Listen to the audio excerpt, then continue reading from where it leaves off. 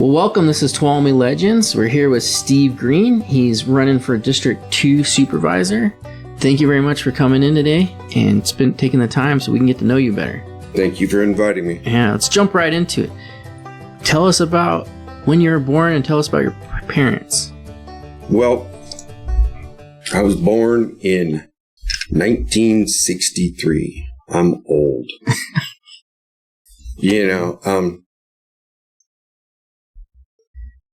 My grandfather and all my great uncles and all of those, they came from Oklahoma, during the Dust Bowl thing. Okay. They went in the service, got back home, and ended up coming to California.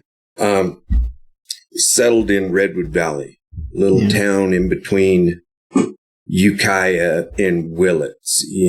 So were they farmers then? They weren't really farmers. They were, raised cattle and stuff. And, like one uncle was a general building contractor. Cousins did drywall. This one did this. Mm-hmm. We ended up, I learned all the trades. Starting when you were 10, 12 years old, you were out on job sites. Oh, yeah. You were working. I mean, after school, you had your chores and stuff to do around the place. But weekends and holidays when you were off school, you were working. We didn't get anything handed to us. You earned every bit of it, but. So you were born in Willits in 63 or? Redwood Valley. Redwood Valley? Yeah. And so how long did you stay there? I stayed there until I got back from the service. And when I got back from the service, there was no work there. I could work for the family, but I was pretty much tired of that. I wanted to do something different. And I had family up here. And, they said, well, there's plenty of work up here, you know how to build and stuff. Come up here. So I came up here and worked for different guys for,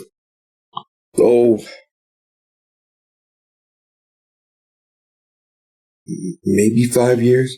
Yeah. And then went out doing all my own stuff.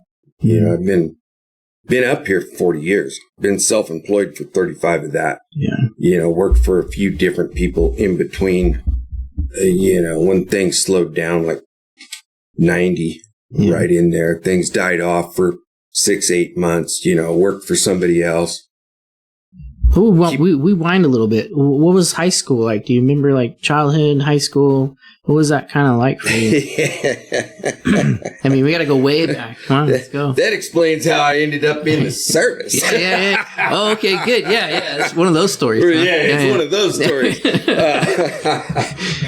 It doesn't help when your family owns half that valley, Yeah. And you own everything. You're running this right. show.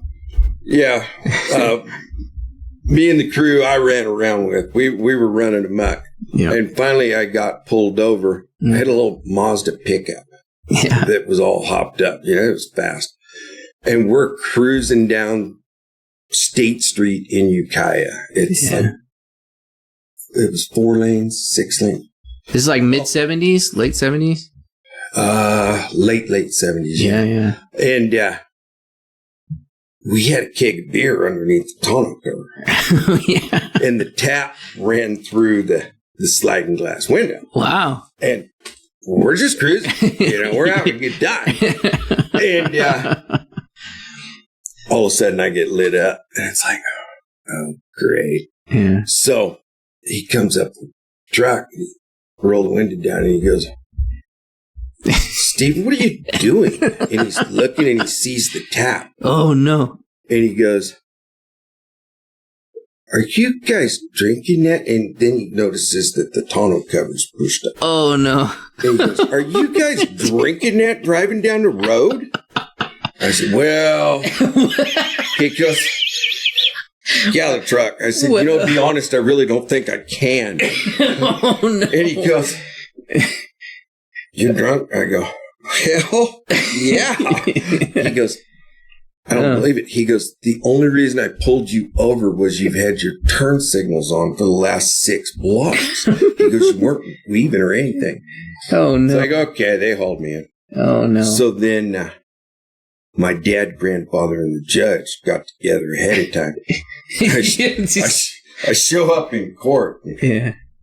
You know, the judge is going, Steve, I'm really tired of you showing up in court. So's your dad. So's your grandpa. So, oh no. We're, and I'm glancing back there, and here's the Army recruiter sitting with my folks. Oh, okay. And he goes, we've decided you're going into the military. And I said, well, it wasn't really something I was thinking of doing. And he goes, no, you do not understand how this is going down. Yeah. So he goes, all right, we're going to give you a DUI and this and that. And the Army recruiter says, I can't take him if it's a DUI. Yeah. He goes, all right, we're gonna slap you with a wet reckless and this $1,000 fine. Back then, that was a lot. I can imagine. But they were really tired of me. Yeah. And Army recruiter speaks up again and says, well, I got to get waivers if it's over $100. And he goes, $50 fine. I'm going up. And I'm looking at my dad and I'm looking at my grandpa and they're going, It's like, I just looked. I said, what's the alternative? And he goes, you don't even want to hear what the alternative is. You don't have one. Yeah. And it was like, guess I'm going in the Army. So I did. Yeah. Did you do any sports in school, or you just worked hard and we just worked hard, ran around hunting and fishing. That's what we did. Yeah. And then partied up on Cow Mountain. Didn't get tied down with a lady at this point. No, not really. Not really. There were some over the years here and there. Yeah. But none of them would put up with us for that long. I mean, we were running pretty wild. So when did you go into basic and Army? What year was that? Oh, God. 81. 82. Yeah. So we just got out of what was that whole gas? But Badakal and that was the whole Lebanon Grenada. Yeah. I mean, you're running around. What was your experience with all that craziness? Because that's really big political. The president, Jimmy Carter, and gosh, it was kind of just a funny time. I mean, to be honest with you, weren't paying attention. we weren't. I mean, yeah. You didn't have to stand in any lines for your hot rods. Not really. I mean. I went back there. I bought a souped-up Camaro. Yeah. It got a ticket for 125 miles an hour on Range Road. Just testing it. They pulled my gate pass, wouldn't let me drive it back on post. Oh, no. Yeah. We were... Basically, it didn't teach me anything. It was, okay, you're sending me someplace where we can just continue this party. And, you had the bars. I was stationed at Fort Campbell for my duty station. We had the bars right outside, it's a typical base town. And $5 pitchers. I mean, and back then we were in Tennessee, so they had to quit selling. But if you still had it on the table, you could keep drinking it. So, last call, we're ordering 6-8 pitchers of beer. Yeah. And we keep it up until, time to roll back to the post and stand up in formation. It was insane. So I was not a good soldier. I'm not going to claim to be. I did my one tour that was required of me, and I got out of there. I've never been one that liked being told what to do. It's like, you tell me what you need done, and I'll get it done. Yeah, don't tell me how. Right. Don't tell me how. And my first sergeant, about the third time he caught me doing the cattails in formation, he'd start pulling me off. He'd go to the motor pool, do this. Don't even be here. Yeah. Right. I can't deal with you. Right. Can't deal with you. And finally, when it was done, he told me, he goes, if I need something done, he goes, you're my guy. He goes, but when it comes down to stand still, look pretty type of soldier, he goes, you ain't it. He goes, so he would. He'd tell me that into the day before. He'd tell me, he goes, all right, in the morning, don't even show up formation. I need you to go take care of this. Go do this. Go out to the, the ranges, take care of this for me. Just don't even show up. It's like, cool. I got this. Yeah, yeah. And, it's funny because my folks were strict. I mean, the family was strict. We didn't talk about your brothers and sisters. Where'd you fall in that order? I'm the oldest. Oh, boy. There's 5. Usually the oldest is the most responsible and got their stuff together. This was not how it worked. Okay. I got 4 younger brothers. Oh, and there's me 3 years later. There's my brother Billy. And then there was actually a gap of 10, 12 years. And then the next 3 came right away. Yeah. And your parents young? Oh, yeah. Yeah. And me and Billy, we were pretty much, as long as we took care of our chores and stuff, it's one of those, we'd get home, take care of whatever needed to take care of, feed the cattle, do this, do that, and we're gone. We'll be back in the morning when it's time for us to feed the cattle, take care of this before we go to school. After me, they kind of cracked down on Billy a little bit. And then after Billy, they quickly decided that maybe this way of parenting wasn't going to work. Oh, okay. So they were a lot stricter with the other 3, you know, but it's usually the opposite. Yeah, no, they weren't taking any chances.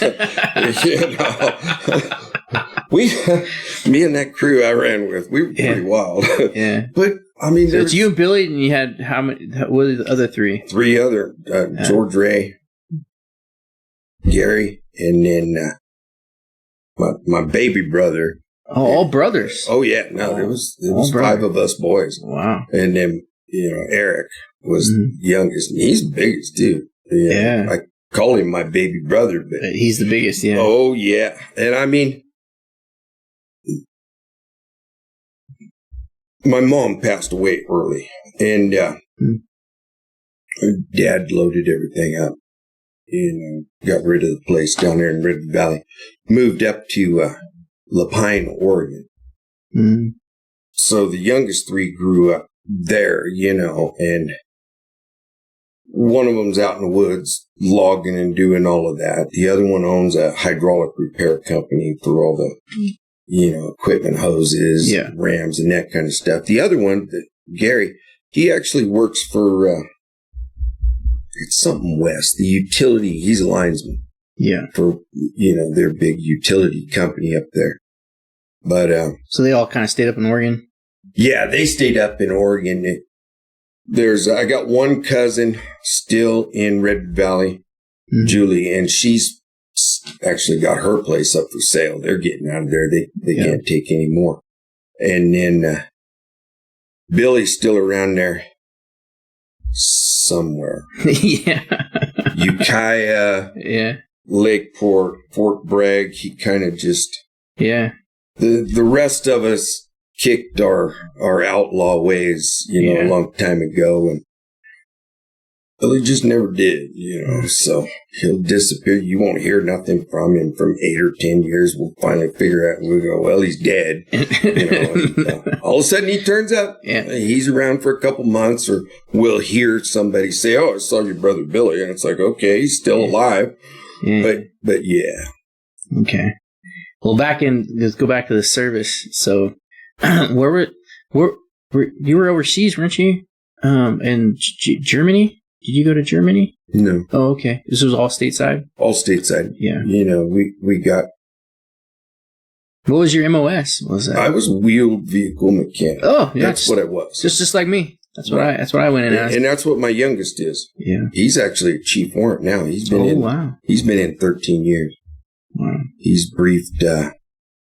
So you're in the military, and then when did you meet his mother? What's going on with that?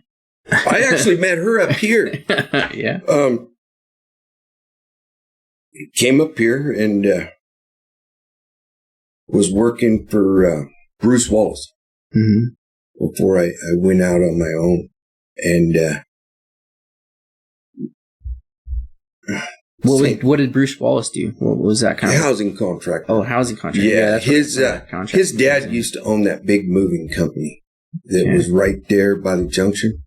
I'm not sure, but I know they got Clay's now or something. Right, yeah. And it was something else before Clay's, and then before that it was Bruce Wallace's dad. Oh. And back in the day when it was Kinlan Cove right there on the corner. So, working for Bruce, it was pretty much the same thing, So when you came up here, you had family up here in Tuolumne County already? Yeah. How did that work out? One of my grandmothers lived up here, and she was the one. And then I've got family that live up in, above Cold Springs. Yeah. And they're the ones that said, "Oh, there's work up here. Construction. Come up here and go to work." So I came up here, worked for Doug West over in Groveland when I first got up here. Then went to work for Bruce. Worked for Bruce a long time, and I mean, it was the typical mid '80s thing that was going on up here. You'd work all day. The whole crew would show up at the bar. We'd party all night, just in time to get a little bit of sleep and go right back to work. Oh, yeah. So, we'd hit Kinlan Cove because Bruce's house was right there off Terrace Drive, and then go up to the doghouse. Doghouse was your favorite? It was on the loop, Circle B was still open, and that was 2 miles from my house. So, yeah, you might go home, get cleaned up, hit the Circle B, hit the doghouse, maybe cut over to Steve's place, drop down to Rawhide. It was wild. But anyway. Do you think like late 80s, early 90s in Tuolumne County was just popping or what? It was insane. Yeah. I mean, it really was. And that's where I met my wife was, she was shooting pool at the doghouse. Yeah. So. Oh, well, there you go. Right. But yeah, and she's not from around here. Her family's from Yuba City. Oh, and, Northern. It's funny because people see her with all her tie-dye stuff and, kind of hippie. And, they look at her, they look at me, and they look at her. And she goes, "Yeah, I can't explain it." So that's good. Yeah, but she worked for the county for over 30 years, like 33 years. She retired a couple of years back.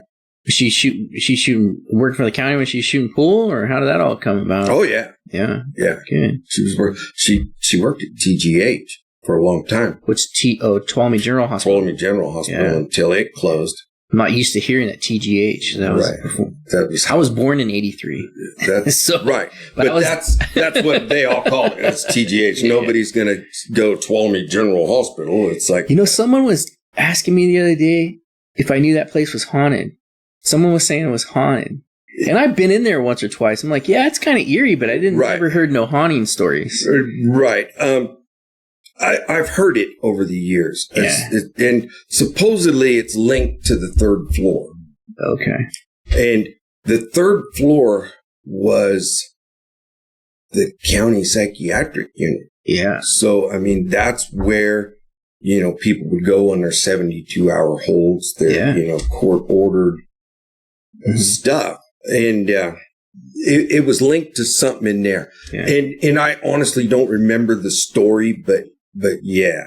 That's part of the lore and the legend of Tuolumne. There's a lot of them. I always thought it was like Willows because I always heard about Willows. Right. And they tried to open for a few months, but that just didn't work out. Right. And then, gosh, Willows is super nice too. Right. I think they would keep it going somehow. And, well, the problem is, and we've seen it happen with a bunch of different businesses, it's Bay Area people coming up, and they have some great ideas, and the food that they produce and the atmosphere that it's really good. And they set those price points like they're in the Bay Area. Oh, which is fine during tourist season, those people to do it. But the locals, okay, you're an anniversary dinner. You're not, we're going to show up on Friday night, pretty much every Friday night. We pick our favorites off the menu. It doesn't work up here. Yeah.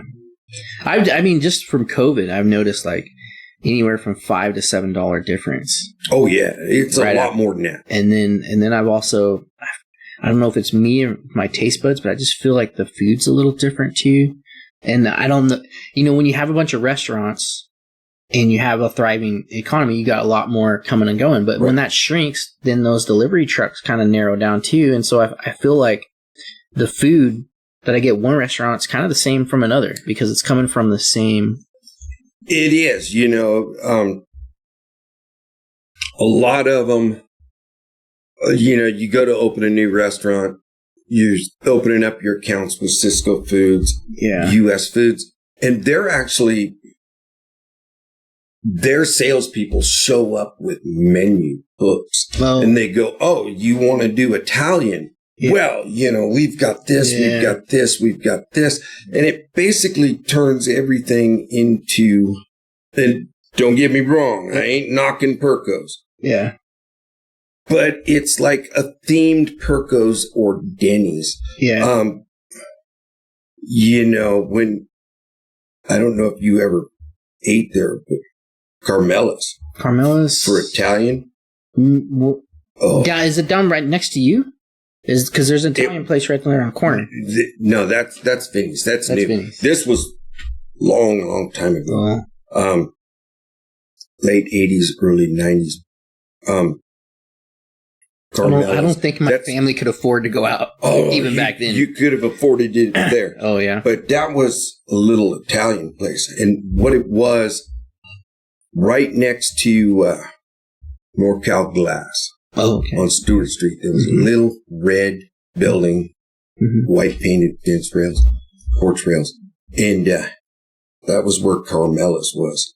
Yeah. And Cognetti, Sanguinetti families. Oh. And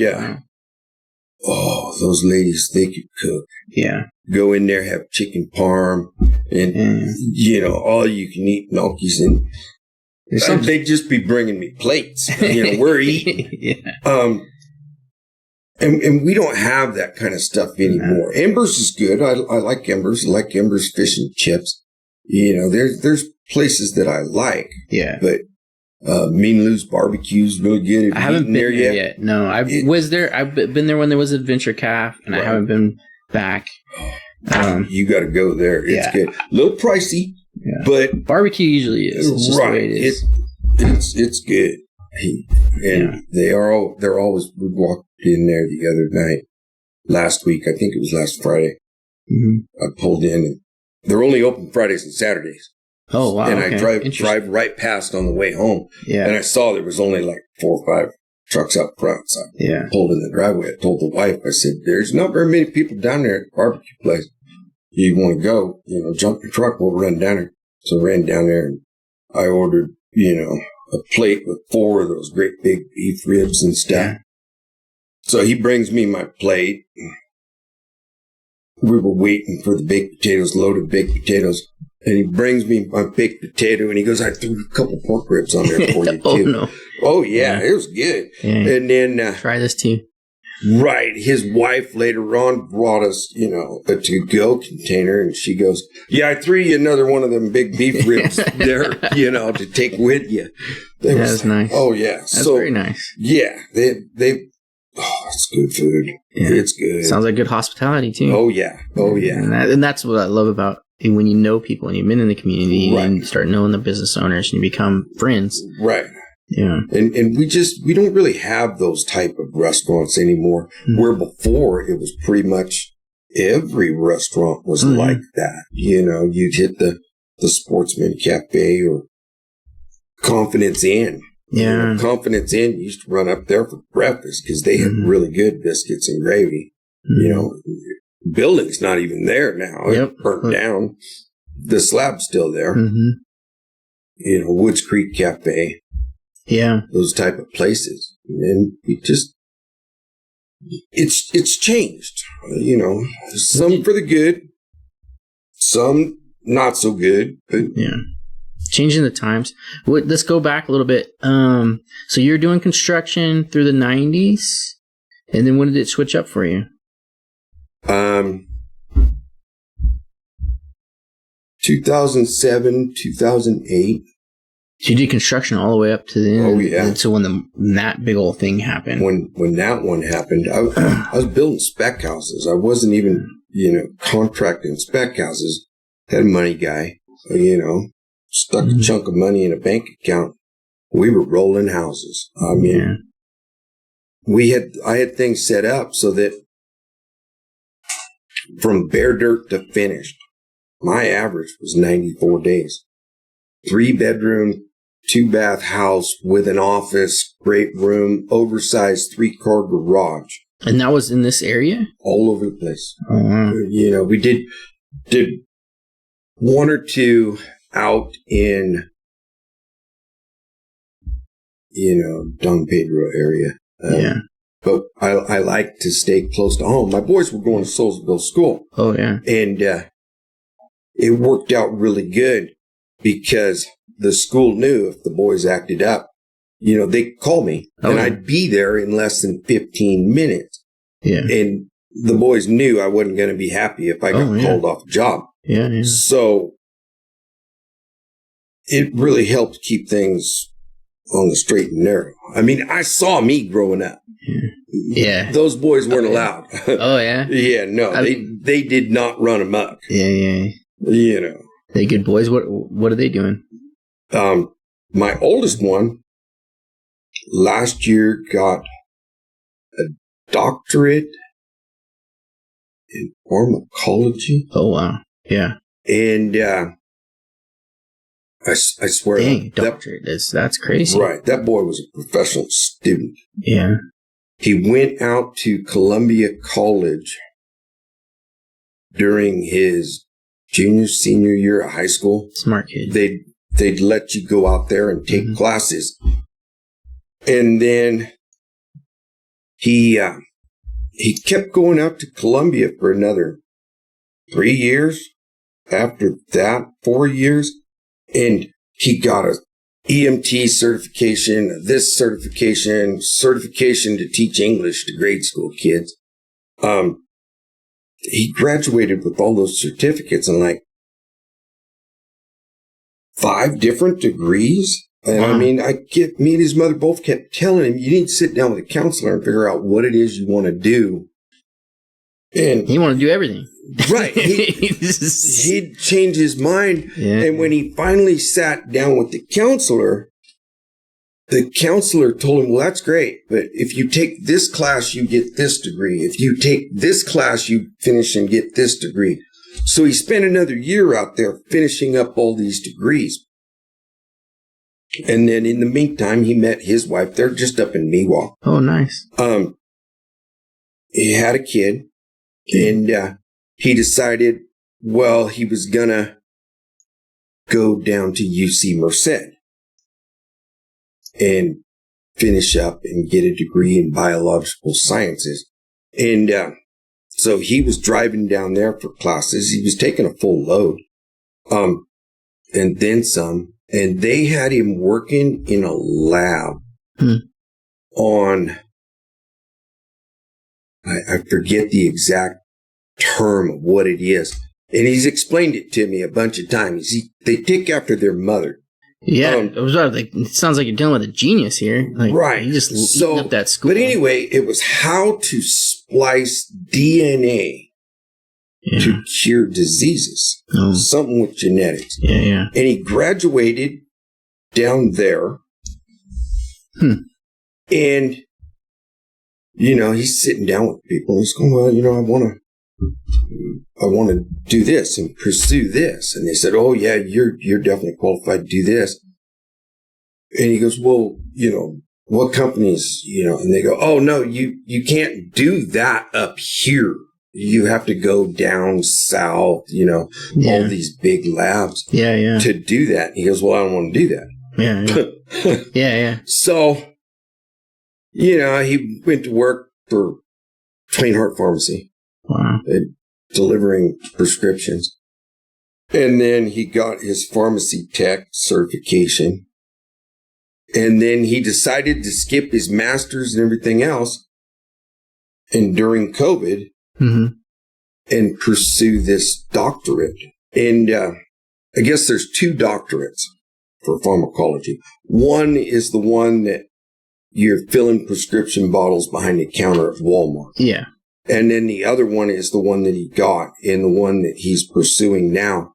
You actually go through the hospital on rounds with the doctors, and they're telling you the symptoms and this and that. Yeah. And coming up with compounding the drugs and coming up with different combinations. Yes.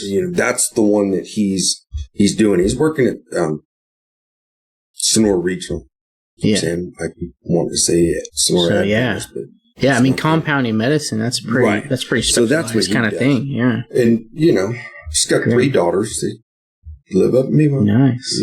Girls are doing gymnastics and that. And that's your youngest or your oldest? That's the oldest. That's the oldest. Now, the youngest is in the military. The youngest is in the Army. Yeah. And he's been in there, 20, 30, how long? He's been in there 13 years. 13 years. Yeah. Wow. He'll have his 20. He actually had me go down and sign the papers. He was 17. And the deal was, okay, if this is what you want to do, fine, I'll support it. But you got to finish high school. Yeah. So he did that advanced enlistment. He was in, and they'd have him, the recruiters back then, I don't know if they still do, but the kids had to show up once a week, blah, blah, blah. Was this when he signed up? Yeah, I did the reserve. When he signed up, was it after 9/11 or before 9/11? It was after. Yeah. Yeah. So when he actually did his formal enlistment and went through basics, they had already given him a stripe because he was the only kid that showed up, at everything throughout the year leading up to it. And then when he graduated basics, they made him a PFC right off the get. Nice. And then he went through his advanced schooling, finished that. And here's Korea. What was his first schooling? Just the wheeled vehicle mechanic. Oh, he went mechanic too. He went mechanic too. Yeah. Yeah. So, he got out of his AIT, boom, in Korea. Yeah. And then while he was in Korea the first time, or was it the second time? It seems like Campbell in Korea is his thing. Yeah. Boom, boom, boom, back and forth like a ping pong ball. But he actually went through air assault school in Korea. Yeah. They held it over there for like the first time in 25 years. So I've seen all of his reviews and this and that, and all of them are going, promote this kid, promote this kid, promote this kid. So he hit him up. He goes, I want to do that. Well, you're with the 101st. They're going, shit, you want to go air assault? You're in. I thought you said he went chief, huh? Yeah. And then he kept getting promoted as quick as he'd hit the time limit, he'd already finished the required classes and he'd get promoted. Boom, boom, boom. They waived time a few times. So then the chiefs were telling him, drop your packet, we'll sign. That's nice, especially when you got people telling when they were bringing out that new truck. I couldn't tell you what it is. He's told me. But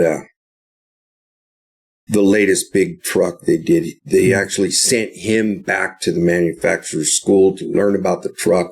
And then he had to Sergeant Major of the Army and some general. I don't know who it is, but they give him challenge coins all the time. He's got a whole stack of these things from the upper-ups. And he was going to drop his warrant packet. And I think he was still a staff sergeant then. Mm-hmm. And they said, well, we'd like you to go drill sergeant. Oh, fun. Right. So. Is he married? Did he ever get married? Right. Yeah, he's married. 2 kids and girls. Did he get married when he was in there? Yeah. Yeah. Yeah. A gal he met she works on post. Yeah. But, so he went drill sergeant. He was kind of upset, because he'd heard stories from me over the years. He goes, they won't let us smoke them. They got their phones. They got this. I said, what? What are you talking about? Yeah, it's crazy. Yeah. He goes, and if they don't make it through, they just recycle them. They'll keep recycling them until they make it through. I go, no, this is the whole point of basic and EIT was to smoke you and get the weak ones out. Yeah. No. That's not the way it is anymore. Yeah. So he did his drill sergeant school, and then they sent him to Fort Stewart for a while. And in the meantime, he had went through Special Forces selection, jump school, all that. But back to Campbell. Yeah. Went to Poland. Oh, wow. Yeah. And then he had dropped his packet and they held him behind his unit for a month from going to Poland. Yeah. Because there was some class they wanted him to take. And then while he was in Poland, the slot opened up for warrant school. So they actually pulled him out of Poland 3 weeks early so that he could go through warrant school. And they actually had to give him a waiver because warrant's an 8-year commitment. Yeah. And he was 12 years and a few weeks or something. They go, well, so they actually had to get him a waiver for it. Yeah. And now he's at Bragg. Sounds like a really good soldier. Oh, he's squared away. Yeah. I mean, he is squared away. Both boys worked with me out on the job sites. Mm-hmm. So they were well trained on being told what to do, Gopher, expert gopher. Well, I'd have them. They were throwing steel. Yeah. I'd be forming up slabs and stuff. They're packing steel. They're tying grid. Wow. Tying up the grid. Yeah. Jeez. And I paid them. Yeah. And if they did a man's work, they got paid a man's wage. They were taught to work. They weren't handed anything. And but there was a lot of pluses to growing up that way. Oh, yeah. I mean, I'm one of the guys that built the High Country Sports Arena. Mm-hmm. And I built it because my boys were playing hockey and wanted a better place to play, for my boys and the youth in the community. So they needed a place to play. Fine, we'll build it. And they grew up around there, but they were helping, building that rink. They were in there helping and everything. And, they were raised the same way I was. You can't solve all the problems in the world, but you can make your little part of the world a better place. That's really nice. So that's the philosophy, they grew up with. Work hard and do that.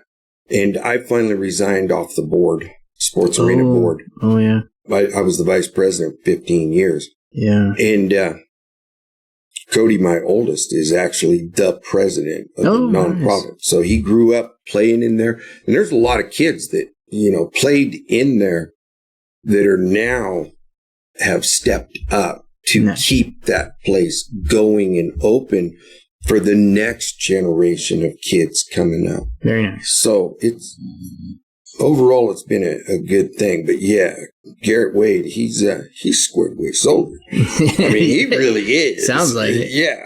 So we go back a little bit to the transition in 07, 08. So you stopped doing construction and you decided to do your own business? How did that? No, I was already doing my own business. Oh, you were doing, that was side, huh? No. When I was 28 years old, I went out on my own. I'd worked construction for other people. I went out on my own, and was building stuff. Okay. So that through that whole, 35 years, I was building a few times I'd stop and run a project for somebody else. They had one that was hung up and it was, well, Steve, come get this going. But I had a money guy. Yeah. The last 12 years, 10 years. And I'd go around and find 1 to 5 acre lots all over the county. Yeah. And making tax revenue for the county. Oh, thank you. Oh yeah. We were making bank. And I'd just roll on and I'd go, here's what you want for it. I might drop them a little bit depending upon what was there, but I'd go 10-day escrow cash deal. Bam, there's another one. Yeah. So 07, and we do it all over the county. And 07 to 08, it died off. Yeah. What kind of died off? The demand or the funding? Like what? No, my funding was set. I had a money guy. He put $750,000 in the bank account. Yeah. We built these houses without a single bank loan. Yeah. Good. So subs, when they rolled on, Roberson was doing my plumbing, Tylo Bendex was doing my electrical. When they finished the rough, I'm standing there with a checkbook. Here you go. Yep. Here you go. Makes it a lot easier to stay on schedule when everybody knows you're getting paid as soon as you finish your little part. Yeah. But the economy overall, the housing market was dipping, the stock market was dipping. I had just started, had the septic put in, and had the driveway cut in, the house pad cut in on a lot on Silver Dawn. And my money guy says, okay, we're going to stop. We're going to stop right here. And I had 4 more lots lined up that we had purchased. Yeah. And he stopped and he ended up selling that lot and the other lots to Steve Marotti and Jack Wilson. They were going, oh, it's just going to be a little, 6 to 8 month downturn. And he goes, no, this one's different than it was in the 90s. This is different. And he was right. It was. Yeah. And I mean, I was fortunate. Things were tight, but my wife, she worked for the county full time. And I was running around doing little remodel jobs for people. Yeah. But, we managed to hang on to everything. We didn't lose anything. There was a lot of contractors lost their houses, lost everything. And we didn't have that. We managed to ride it out. And I tried to keep my guys busy. I had money saved up. And I was like, went through all that. It's like, well, got to let everybody go. Couldn't do it. And then finally, that's when I opened the shop. And what gave you that idea? Well, I smoked 2.5 packs a day for 35 years. You can do that when you're the boss. Another reason I've been self-employed so long. Yeah. But what was your go-to? Was it Marlboros, Camel? What? Camels and Pall Malls. Camels and Pall Malls, yeah. And But I had gotten emphysema so bad I couldn't even go up a flight of stairs without stopping, catching my breath. Yeah. But I couldn't quit smoking. When they were first doing the trials for the patch and stuff, the doctor had said, Steve, you have to quit smoking. Gave me the patches. And I'd go in and he'd talk to me and go, well, how's it going? I go, these patches working great. I'm down to 3/4 of a pack a day. And he'd go, what? You're still smoking? He goes, oh, you can't have no more than patches. You're going to have a heart attack. I said, no, they're working. I'm down to 3/4 of a pack a day. He goes, no, you cannot have any more of those packages. And they were in the trials. They weren't even actually on the market. So he took my patches away. I'm back up to 2.5 packs a day. Oh, man. And one of the gals that worked for the county gave my wife this little thing that looked like a cigarette. You screwed this little cartridge on the end of it. Yeah. And you take a drag on this thing, the end would light up. It's like, I remember that. I remember that. Yeah. So I had to go down to the rink and run the snack bar for something. Yeah. And so I'm going, this little thing, this works pretty good. And the wife goes, well, I want to order a kit of this. I said, but it's like vapor. It's just like... Right. It's just vapor. It's just nicotine and water vapor is what it is. That's when it first came out. Some flavorings. Because when you said that little light on the end, because I remember that I was still in the military and those were coming out, and I'm like, I'm sure I bought a couple of them. Cup those things in your hand to cover up that light. But we bought those kits, and you had to buy them online. They were expensive. Yeah. And the kit came on a Saturday, and I had to be down at the rink to open up the snack bar, because I did the snack bar down at the rink for the kids' skate sessions for years. Slinging churros, hot dogs, nachos. But the wife looked at me, and I'm playing with this kid thing, and she goes, well, don't you have to be at the rink? And I looked at the clock. And I go, oh, man, it's, 1:40. I got to be down there at 2 o'clock. So I grabbed this kid thing, ran out the door, jumped in my truck, and take off. And I reached in my pocket, and I didn't have my cigarette. Oh, shit. I was like, oh, great. Okay, so I reached down in the door pocket. Normally, I got 2 or 3 packs. Oh, yeah. Down in there. Oh, no. I didn't have any in there. Oh, boy. So I was down at the rink for 7 hours straight. Oh, boy. And all I had was this little cigarette. There was 2 of them. Yeah. And I got home, and I glanced at my coffee table, and there's my pack, there's my Zippo. Yeah. The wife goes, oh, you had cigarettes in the truck? I said, no, I didn't. Wow. I sat down in my chair, grabbed my pack, bit one. I took 2 drags, and I looked at her and I said, this doesn't even taste good. And I put it out. Wow. And I quit in 1 day. Wow. 1 day I quit smoking. Yeah. And then by then I quit going to Kleinite, because every time I talked to him, he'd listen to my breathing. Go, you got to quit smoking. I go, you took my damn patches. Yeah. You got to quit smoking. It's like, I got tired of hearing it. Yeah. So, I didn't go in. And then finally, after 5 years, I was at the dentist, and they did a full set of x-rays. And they go, Steve, we can see something on that x-ray. You need to go get that checked out. That could be a clogged artery. Wow. It's like, oh. So. This is the dentist. The dentist. Wow. Yeah. Dr. Mo's pretty good. Yeah.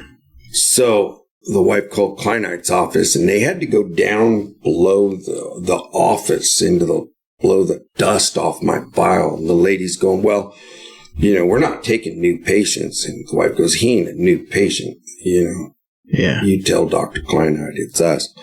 And he got me in there. I went in and told him what was going on. And he goes, well, that's no big deal. We'll send you in. They'll do ultrasound and check to see if something's, clogged up. He goes, no big deal. We can fix that. He goes, but I got you here. He goes, it's been 5 years now. So let me give you a checkup and see how everything's going. And he was listening to my breathing. Then he'd stop, and he'd go back over, and he'd open the chart, and he'd come back, listen, take a deep breath, do this, do that. Go back, look at the chart. I go, everything all right? He goes, I don't know what you've been doing. He goes, but I can't find a single trace of emphysema. Oh, wow. He goes, so whatever you've been doing, keep it up. So I laughed and I told him. And he goes, that would not have been the way I recommended anyone to quit smoking. He goes, but I know you couldn't quit smoking. He goes, so keep it up. He goes, the emphysema's just cleared up. It's gone. Wow. And then he started sending people to the shop that couldn't quit smoking. They'd come in the door and they'd go, well, I'm Dr. Kleinite. I go, here, let's get you all set up. And I'd give away a starter set up, people. Whole goal was to get people to quit smoking. Yeah. That's it. And we've had a lot of success over the years with that, And things have changed from that little cigarette to now these things and all kinds of different stuff you put in there. And No, it's literally night and day. And that's what, we've been doing since. So when you got those two cigarettes, then how did you get the idea? Like, I could open up a shop and start selling this stuff. Like, back then, the vaping community was small. It was really small and tight knit. And there really wasn't any place. There was no shops like mine. There was nothing like this. So I got to know people that now they're, multi-million-dollar a year e-liquid companies and designing these devices. And I got to know them, before they were big. So, we'd be talking and stuff, over the internet. And, I'd go, man, I don't know what I'm going to do. I'm trying to keep everything going. And they kept telling me, Steve, open a shop. Excuse me. But I go, I don't know anything about retail. They go, but you know about vaping. Mm-hmm. You've been around since the beginning. Yeah. We know retail. Yeah. We will help guide you through it. And that's how that shop, came to be. I opened that shop, and I mean, back then, a little bottle of e-liquid was $28. And in order to get it, you had to go straight to the people that made it. And, it probably was illegal to do it that way, but you had to order 100 bottles. You had to agree to sell it for this price. And if you didn't, you were cut off. You couldn't get any more. So I was able to get some really high-end e-liquids, and they'd say, well, yeah, we'll let you carry ours. And I can't hit your guys' MOQs. I said, I'm opening a shop with $1,500. And they go, don't worry about MOQs. Just tell us what you need. So, we're placing orders every week. Send me, 10 bottles of this. Yeah. 5 bottles of this one and that. And, So you've been building a relationship from the ground up. From the ground up. Yeah. 2009, when this whole thing started. Yeah. That's when the relationship started. And it grew from there. And nobody in the 3-county area could get what I had. Wow. And I've got people, that come to that shop. They'll drive up from Bakersfield. Wow. Valley Springs. Yeah. Because there's nothing else like it. Yeah. And it's changed. The government stepped in and, you can't do this, you can't do this, you can't do this. I had the whole 2 walls of that shop were just covered in e-liquid. Mm-hmm. And we had a big wooden tasting bar. Oh, yeah. People come in, hang out for an hour and a half, sampling all the different liquids, stuff that they'd never even really, they'd only heard about it on the internet, and they walk in the door and here it is. And, they're going, oh, I like that one. Give me a bottle of that. Give me a bottle of that.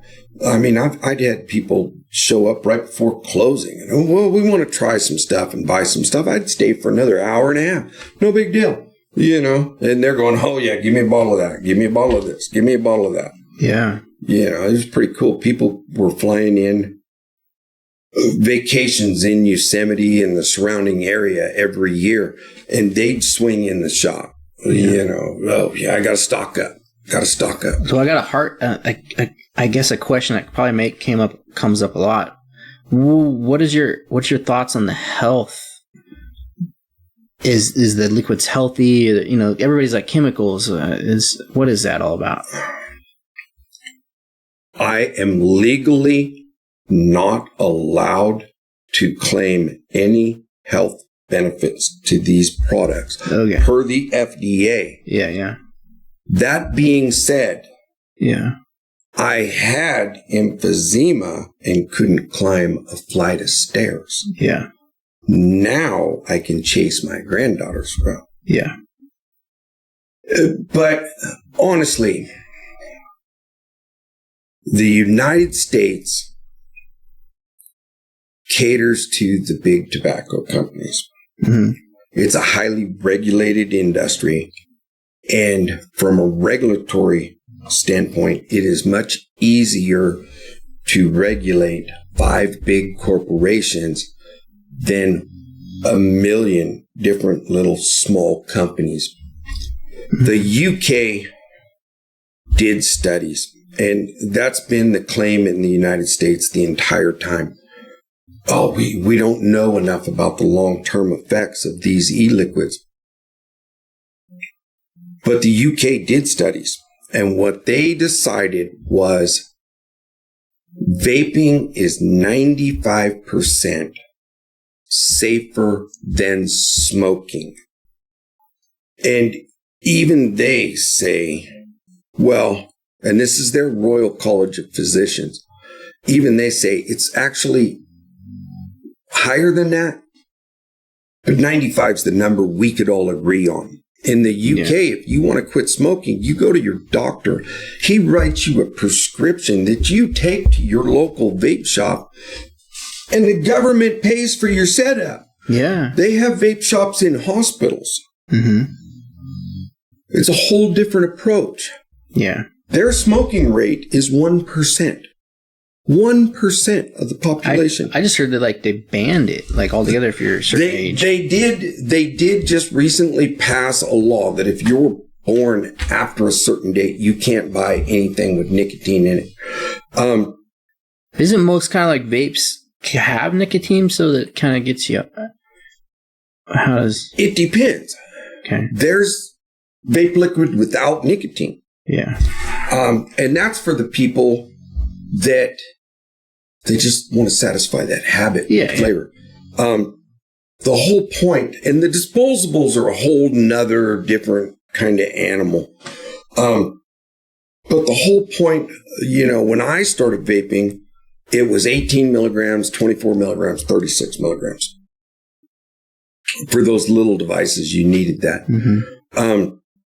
But then as the devices got better, it changed. Now it's really hard to find an 18 milligram liquid. It's hard to find at 12. Most places sell 3 and 6. Oh, wow. Because you're getting a lot more nicotine per pull on the device. But the whole idea behind it was, well, we got to get you to quit smoking. Yeah. So start with this. Yeah. Step down. Exactly. And then you're done. And you can't do that with the disposables. The disposables, they're 5%. Well, 5% is 50 milligrams. It's a lot. Yeah. I grabbed one of those one time and took a couple rips, and my head is pounding, my heart's racing. Oh, it's that's too much. Yeah, yeah. But the harm isn't from the nicotine. There is not a single thing carcinogenic in e-liquid. Not a single thing. It is PG, VG, nicotine, and then your flavorings. Now, your flavorings will have different chemicals in them. Yeah, okay. But not the other three main components. The safest thing is to vape unflavored. Yeah. But even the flavorings, they're not just stuff you walk in and buy at Walmart. You know, they're safe. They've been tested and proven. So there's nothing carcinogenic in it. Yeah. 40,000 people a year die from smoking-related illness in California per year. Just in California. Just in California. It's 480,000 people across the U.S. And vaping has dropped that way down. Where we ran into problems, American Lung Association, all of their money comes from tobacco taxes. Oh, yeah. Jeez. So, vaping came along, and nobody really paid any attention to it. You know, it's this small thing off the side. But then people started actually, I quit smoking. I did this. Well, the tobacco industry noticed. Oh, yeah. So we became a target. Yeah. Everybody's revenue started dropping. State of California, different states sued the tobacco companies because they were having to pay all these high medical costs for people on Medi-Cal that had smoking-related illnesses. So they had sued the tobacco companies, and they got big chunks of money. But the funds were restricted on what they could be spent on. Well, California doesn't like restricted money. They got other better things they can use it for. Yeah. So they sold tobacco revenue anticipation bonds. And every year, the tobacco companies cut the state of California a big fat check based upon the number of packs sold in the state. Well, with vaping, that check was getting smaller and smaller and smaller. That check is what was paying back those bond proceeds because California couldn't spend the settlement money,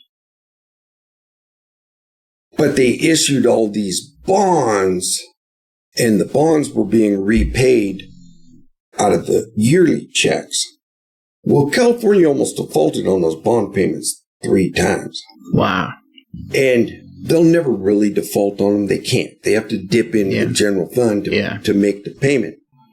But they got other stuff they want to spend that general fund money. Oh, yeah. So all of a sudden, San Francisco, Los Angeles, your big cities, they also get these big checks. Did the same things. Their checks dropped. They start banning e-liquid. Yeah. Had nothing to do with the kids. Yeah. You know, I scan IDs at the shop. I guarantee you, there's no underage coming in my shop buying anything. The kids, right. Poor kids. But what it was they needed people to go back to smoking. Jeez. And it worked. Well, when San Francisco imposed their ban, their rate of teen smoking doubled in 1 year. Wow. So what's up with I thought they banned non-flavored tobacco. Is that what is going on? They banned flavored tobacco. Nobody wants to buy an e-liquid that tastes just like your Marlboro. Once they quit smoking, no, they want that strawberry cream. You got vanilla custard? Oh, that's what they want. Yeah. I had an 82-year-old lady from Arnold that would drive down to the shop every week. And she had quit smoking with vaping, but she didn't know how to change a coil and do all of this. She'd walk into the shop every week. If she needed e-liquid and coils, she bought them. Other than that, she'd just bring me all her stuff. And I'd set up 4 different tanks for her, change the coils, clean them out, refill them, and she'd take back off. She's good for another week. And then she'd come back in. And the government said, well, you can't do that in a shop anymore. You can't help fix their devices? No, you weren't allowed to do that. Oh my God. And she came in tears. She goes, whoa, they said you're not going to be able to do that. I said, I don't care. Yeah. Bring me your stuff. I will always do what's right. If they want to find me for it, they can find me for it. Jeez, he's crazy. So, right up until she died, Yeah. we took care of it. And that's just the way the government is. The government doesn't care about the people. Mm-hmm. We need to make sure we have enough revenue to cover the money we weren't supposed to touch that we touched. Yeah. That's their thing. So there's challenges. Yeah. So I had ran one time back in 2018, and I'm glad I didn't win. It was crazy, and right. I didn't know what I was doing, but I met a lot of great people in the process, and I'm very thankful for it. So how did this all come up on your radar to start running for District 2? I was gonna run last time. Yeah. Because you're probably the longest running candidate against Ryan. Oh yeah, yeah. You've been at this for a while. And I was going to run last time. Mm-hmm. Because during Ryan Campbell's first year, and we should probably dial it back. We don't want to point fingers. Right. Anyway, I had emails and phone calls that weren't getting answered. Yeah. So I had an opportunity to sit down with the man and talk to him. He'd come over to the shop. We talked for an hour and a half. Yeah. Told him, not happy. This is what's going on. Not happy. Yeah, you're right. What were the things on your mind? Like the roads, the potholes. I literally hit a pothole hard enough that I broke the front leaf spring on my F-350. Yeah. Snapped it. It's only got 2 leaves. Yeah. On that truck. But you couldn't get anything fixed. You couldn't get anything done. You couldn't get a phone call back. Wouldn't respond to emails. So, I'm going to do better. Well, better was a weekly podcast on Cable Lake. Well, and I think he was pretty instrumental in getting the paving machine, but hasn't never been used. He wasn't instrumental. Okay. Claims have been made. Oh, I was instrumental. Well, everybody's claiming everything that on that board in getting Phoenix Lake done. Yeah. I was instrumental in Q and Mill. But when you actually pull up the agendas and the meeting minutes, they were standard votes. Yeah. On standard spending of ARRC money and SB1 funds. Yeah. It was standard stuff. Instrumental would be, oh yeah, I got part of Lawnsway Road redone. Oh yeah, Steve called me. His election campaign before, I did get a hold of him, and he did put in a call to the road superintendent, who reached out to me because he knew me. Mm-hmm. He goes, Steve, what's going on? I got a message from the supervisor. And I said, well, damn road's falling apart. I said, it's broke into little bitty chunks. And I said, and there's tons of potholes. It needs to be taken care of. And what about my truck that broke? Right. I didn't even bother to pursue it. My wife worked for Public Works, and I didn't even bother to pursue it. And when they did the debacle on Tuolumne Road, my windshield in my wife's car broke 4 times. Right. That's $1,500 out of my pocket. And go this, blah, blah, blah. And that's led up to it, too. But Ryan's, but he's made the claim that, well, I got your potholes filled. And I said, they brought up some cold patch. I said, I got 13 shovelfuls of cold patch tamped down with the back of a square point shovel. I said, it's gone. It didn't hold. Well, there's only 8 houses on that road. We can't be investing that money. It's like, I pay my taxes. It's a county maintained road. Do something. What got it done was the road superintendent knowing me, coming out looking, oh yeah, this is bad, Steve. Yeah. It's like, right. But we're not. Tuolumne Road's the perfect example. They put that out to bid for chip sealing. The tribe has that fund. They took the tribe's money to do part of it. The SB1 funds. They put together the bid package. The bid package went out. The contractor that won the contract actually went out there at that point, and they're setting things up, and they said, hold up, stop.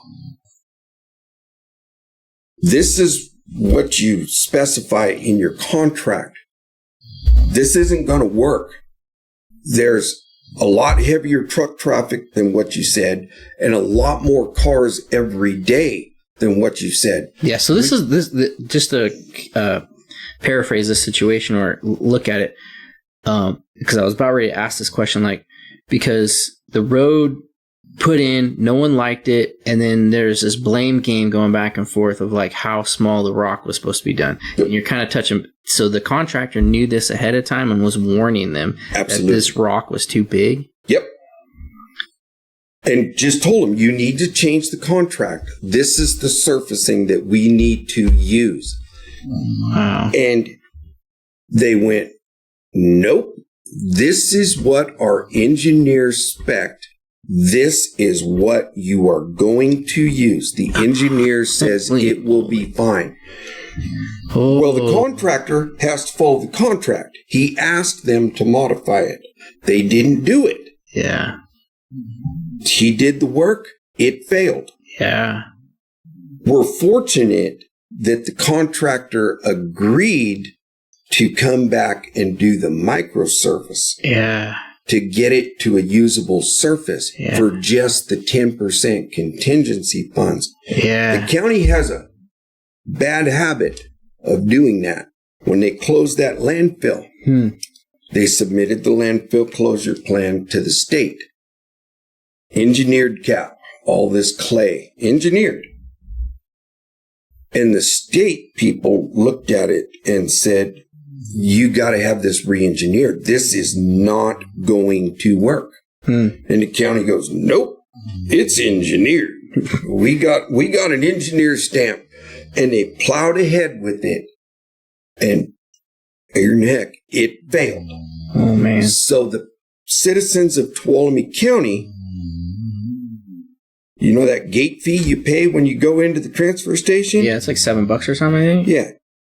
That's the money that's paying for the fact we had to redo the landfill cap because it failed, just like the state said it was going to fail. And since it failed, we've had to do a lot more monitoring wells, stepped up testing, the whole 9 yards. They don't listen. If somebody is telling you that knows, I'm not saying Joe Blow down the street. Were they using engineers from in-house or like a third-party engineer? Third-party engineers. So when the third-party engineer says this road is going to be okay this way, doesn't that fall back on him and his insurance? It's supposed to. That's why they have errors and omissions. Insurance. So with the county was at fault for not listening and having somebody else take a look at it. Yeah. But then when it happened, they don't pursue the errors and omissions insurance. They should have went after that guy's errors and omission and said, hey, your design failed. But the engineer might come back to the county and go, well, you told me that the traffic's only this, and this is what I engineered for. Right. So the county didn't give him good information. It's just going to go around and around blame game. Right. But the insurance is there for a reason. And they've never pursued it for any of them. Luckily, like I said, the contractor agreed to redo the surface for the $80,000. But it happens all the time. I feel like, so you come from this construction background. It may not be a lot of paving and roading, but it seems like a big thing for you. I worked for the Forest Service for a season, and I remember doing some paving jobs for them, and just looking at their numbers, like it felt like about $1 million a mile. Like, right. What, I mean, we got just about 5 or 6 miles just in Tuolumne City here that are just falling apart. And then we got a machine down there that's never been used. We got people trained on it. But then I've also heard that even the bargaining rights, like the road crew can't do more than 2 inches that we have. Road crew can't even do 2 inches. And here's where that came down. Decades ago, the state of California listened to the unions, and the unions were pushing the prevailing living wage. Yeah. So the county, before that time period, you could call up Ken's Asphalt and said, hey, I need a price. I want to do 3 miles of this road or 5 miles of this road. Or you could send out the in-house crews. Our crews used to pay. Oh, yeah. They used to. Yeah, the Forest Service used to have 30 guys on their road crew. Right. So the state wanted this whole thing to make the unions happy. And what it boiled down to was the county had to opt into it. Mm-hmm. And any public works projects that were priced over a certain dollar amount had to go out to public bid, and the bids had to be based on prevailing or union wages. So we can no longer afford to maintain our roads. Well, what was forgotten was our in-house crews are allowed to do maintenance. So a 1-inch layer of pavement is considered routine maintenance. Our in-house crews can do a 1-inch overlay. Now, is that going to solve all the problems? No. Is it going to be a lot better than what it is? Yes, it absolutely is. They can roll out the oil, they can roll out the crack fabric and do a 1-inch overlay. No, it's not going to last as long as it should. But even like a 1 inch, if they can go and just grind down, make it smooth, then put it on. Not talking like, here's the bad road, now we're going to do 1 inch. And like, it needs to be surfaced, and then we can legally do that in-house. Okay. So, and that's what they're trying to get back to. The thing was, they haven't had the budget. The road budget last year was $735,000. That's what it was. And is that just for personnel, or is that everything? Personnel. That's the road budget. And that's the road budget. Everything. They have gutted the road budget over the years. When TOT was passed, it was pitched to the voters as, this is the way that we get the tourists to pay for the impacts on their services. Law enforcement, fire, roads, and I never understood the last two, but they were put in there probably to make sure they got enough votes. Libraries and recreation. And I've never heard a single tourist come up here and say, yeah, I came up here to visit this Tuolumne County Library. I could sort of see somebody's up at their cabin. Everybody's got to have a bone, right? Right, but whatever, But then it was passed as a general tax. The money rolled into the general fund, and the roads got hosed. Yeah. And you need to understand that our county road system was built and maintained on the forest payments. Mm-hmm. That's what funded our roads and our schools, was those timber payments. Mm-hmm. Well, when the timber payments stopped, the county quit accepting. There has not been a single mile of new road accepted into the county maintained system. Everything's community service associations or what it's CSA.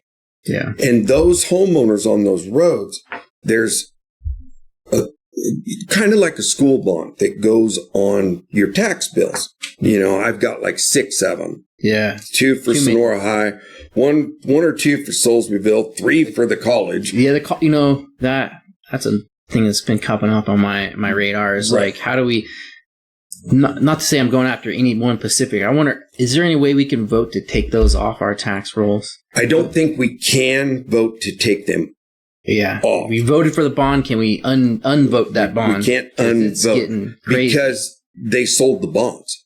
Jeez. We agreed to assume that debt. Wow. But we definitely can fight any new ones. Heck yeah, not another cent. But then Congress changed the forest payments. Now we get payments in lieu of taxes to fund our schools and our roads.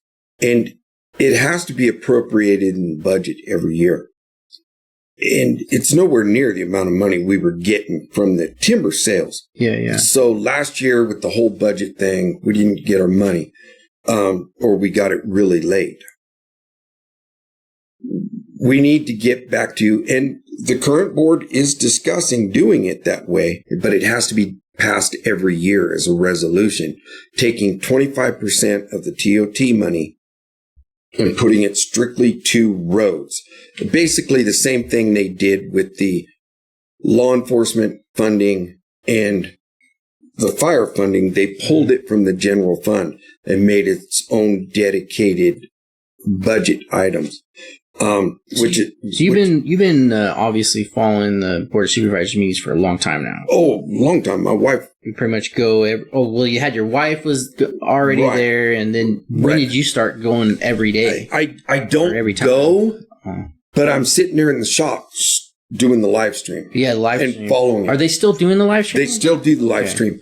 And sometimes it seems like they don't. Sometimes. Well, they still do it. Jerry Day needs to invest some of that money he's getting out of our...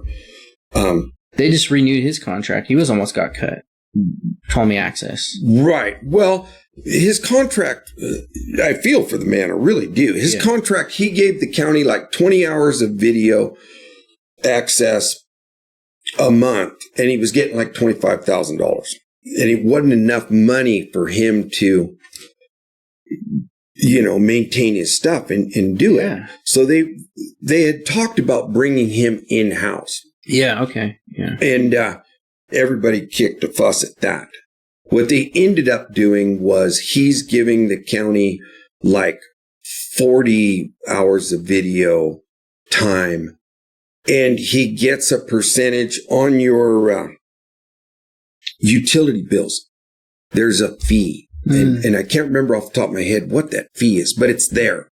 And it's a local fee, and it says it's local. What that is, that's the money that Comcast, PG&E, AT&T pay for their poles and wires to run through the public right away. And that's general fund money. They collect it, pass it on to the county, it goes into the general fund. So what the county ended up doing was they agreed to give him 25% of that fee. Okay. That's 25% of money that could be put into roads, could be put into Station 56. Yeah. It works out to about $125,000 a year. All right. You can afford to upgrade your equipment, your service now. Okay. You got a little money. I don't agree with the way it was done. How? Like the vote or something, or just how the way the whole thing went down. Yeah. We knew we needed this money coming up in 2 years, 3 years. We know we need money in the road fund, and you're giving it away. You're giving away 25% of it. To me, it seemed like bringing Jerry and Tuolumne Access under their umbrella, like, you'd think you would save money that way. Like, now you got another employee cost, but you got more control on equipment, and it's long term. Honestly, I prefer the third party thing, and because it is freedom of speech kind of issue too. Right. Like, keep the county. Yeah. I don't want the county to be in control of it. Yeah. At all. And the man did need his contract renegotiated. Yeah. I mean, there's no ifs, ands, buts about it. When you got somebody like him, he's a community member, and he's been doing a great job, like, how else are you going to do it? Right. So the contract did need to be renegotiated and increased. It did. From 25,000 to basically 125,000. Yeah, and I think he's hired like a part-time too, so that's helpful. Right. There's some gal, I believe, that he's... I think he's got 3. Okay. 2 part-time helpers. I've only, seen the one. So there's a lot of things they don't think through. When they were standing up 56, they added a station in Groveland. That's great. We needed that.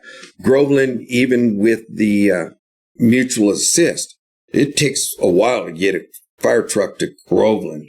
Yeah. So we did need it there. We did need the station in Columbia. We needed it. There's no argument there. Yeah, didn't Columbia shut down? The volunteer fire department in Columbia was trying to run on a budget of $11,000 a year.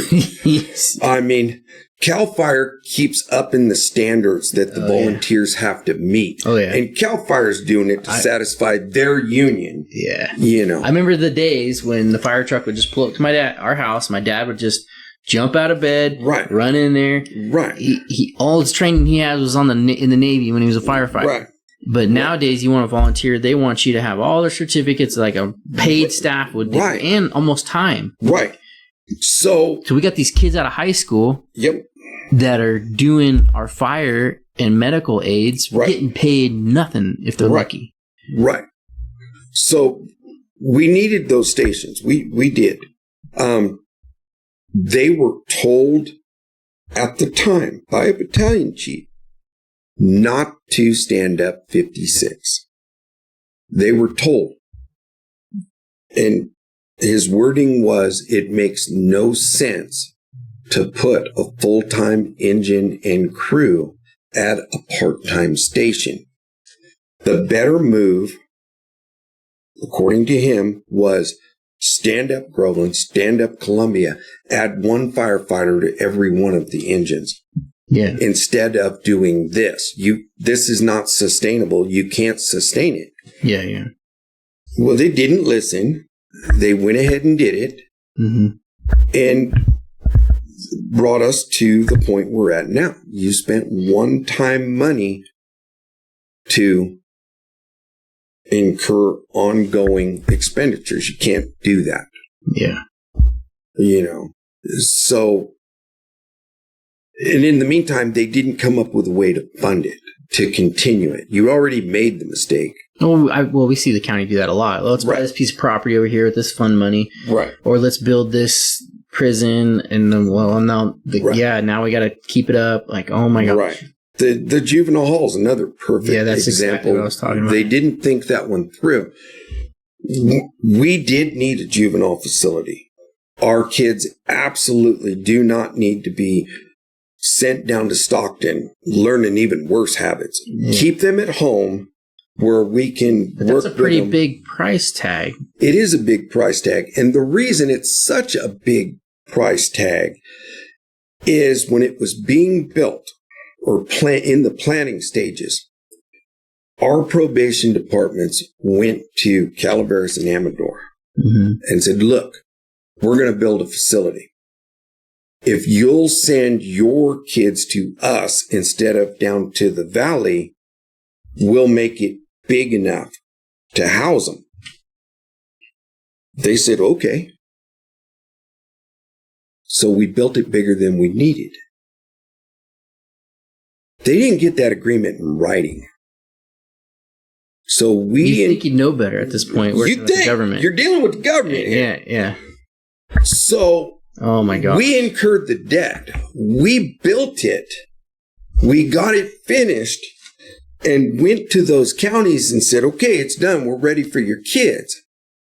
Well, Stockton dropped their price per day so that those other counties said, well, it's going to cost us a lot more money to send our kids to you. We're going to keep sending them down to the valley.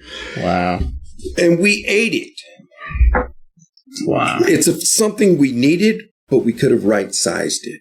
Yeah. It's the same with The resiliency centers come to mind. Same thing. Oh, here's this money. Buy this resiliency centers. No one's thinking about the $1 million bill that's coming with those things. And nobody they go, oh, it's grant money. You're right. It's right grant now, money. It's wonderful. Not tomorrow. But we have a 10 to 20% local match on grant money. Yeah. This is money we could use somewhere else. I've heard it's a really nice place. Oh, yeah. It's a nice place. And when the whole town's power's out, it's the only thing running, but we can't go in it because they don't have it staffed. Right. That it should be staffed. This is why you built it. Or you just trust your, community staff like the old days, but we don't live in that world anymore. Right. And the elevator, they decide to put the elevator on the side of that building. I was a part of that process. Which we need in order to use the building. We do need the elevator. I'm not denying that. Yeah. It was $2 million for the elevator. And that elevator should help keep that building alive. Right. Because we can't leave it stagnant. We can't. But we put the cart before the horse. We needed $1.8 million, which you hadn't figured out how to fund for a fire station. You went ahead and spent $2 million on an elevator on a building we can't afford to remodel to use it. Put the $2 million towards the fire station while we figured that out. Well, the elevator can wait until we have actual plans on the remodel, funding in place for the remodel, and then you include the elevator with the entire project.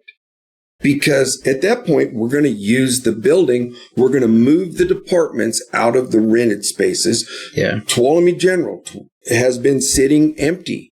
Behavioral health is over on the one side. Mm-hmm. They've got a few of those type over on the one side. I think there's some health concerns with Tuolumne General. No. The concerns with Tuolumne General was the state passed a new earthquake thing. Oh. And it had to be retrofitted in order to keep putting patients in it because the patients are stuck there. I'm not talking about patients, just use, just common office use. I thought there was concerns with asbestos and things like that in the walls and things. No, asbestos is not something that is a concern. What I've heard from a different employee. I am sure the pipes down in the basement, the insulation is in asbestos. I'm positive of it. Yeah, but you're just saying it's just the earthquake specs. Right. That's what shut it down.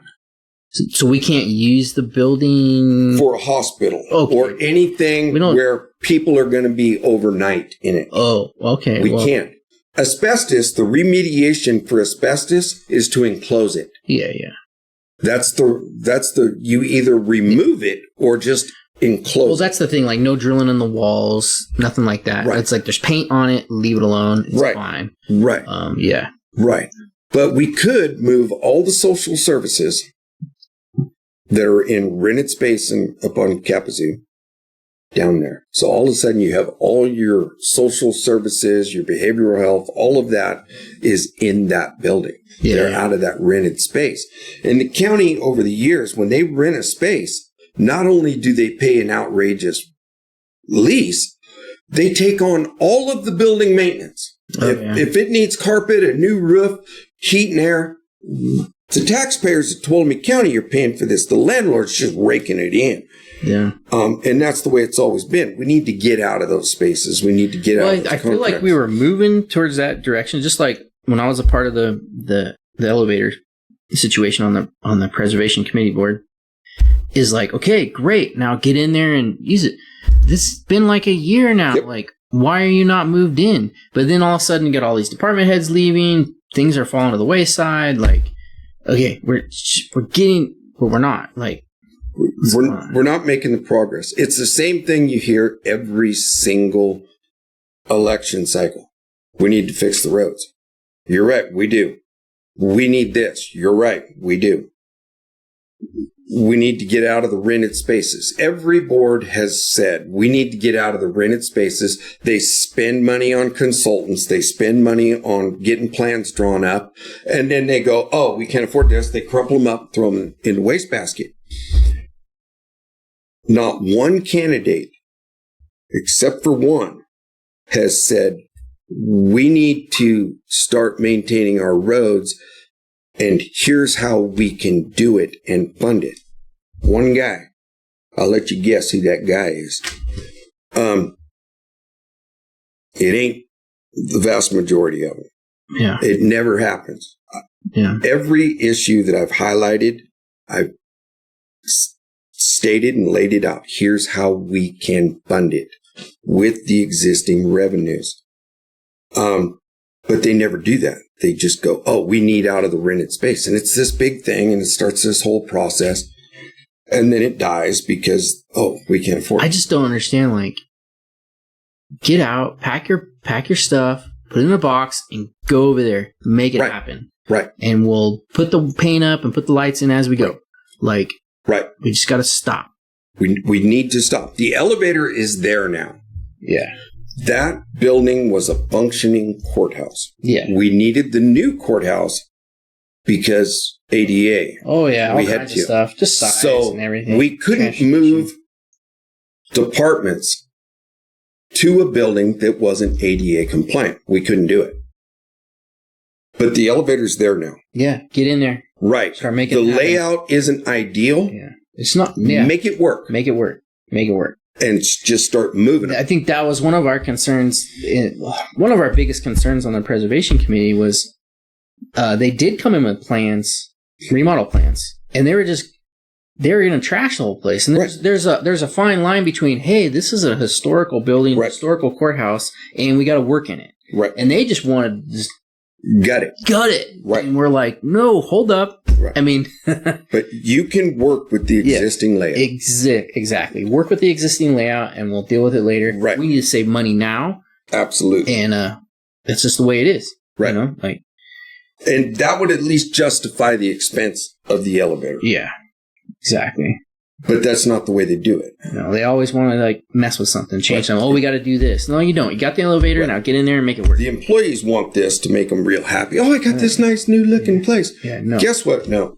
You work for the government. Yeah. You know. Yeah, we're coming from the Army. We're lucky if you get an office. You could be out working outside in a tent. Like, And I mean, I was in the old barracks with the bays and all of this, you know. And new barracks, they're like little mini apartments. Yeah. I went back there to visit the son when he was at Stewart, you know. Yeah.